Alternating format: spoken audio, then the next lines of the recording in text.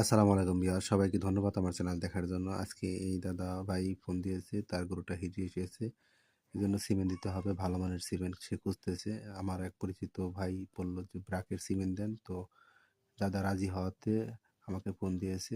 এরপর আমি গেলাম, যাওয়ার পর কি অবস্থা গরুকে দেখলাম, দেখার পর তারপরে আমি সিমেন্ট রেডি করলাম। 238 নম্বর 87% ব্রাকের সিমেন্ট দিলাম। তো সবাই দোয়া করবেন যেন গাভীটা যেন কনসেপ্ট করে। এর আগে ব্রাকের সিমেন্ট সে ইউজ করে নাই, সে সরকারি অথবা এডিএল এর বীজ ব্যবহার করেছে। আমাদের এদিকে এডিএল এর বীজটা সচরাচর সব জায়গায় পাওয়া যায়, কারণ মানে সস্তা।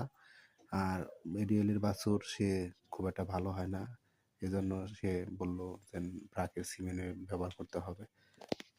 আমি বিভিন্ন কোম্পানির সিমেন্ট আমি দেখেছি, বাছুরের খামারে ওরকম সন্তুষ্ট হয় না, কারণ ব্রাকের সিমেন্ট একবার যারা ব্যবহার করে তারা ব্রাক ছাড়া অন্য বিকল্প কোনো কিছু বোঝে না।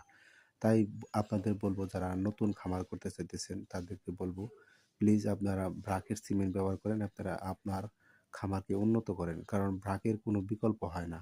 বাংলাদেশে অন্যান্য কোম্পানি, অনেক কোম্পানি আছে, তারা ব্রাকের সাথে পাল্লা দিয়ে টক করে পারে না। এর জন্য সবাইকে বলবো ব্রাকের সিমেন্ট ব্যবহার করে।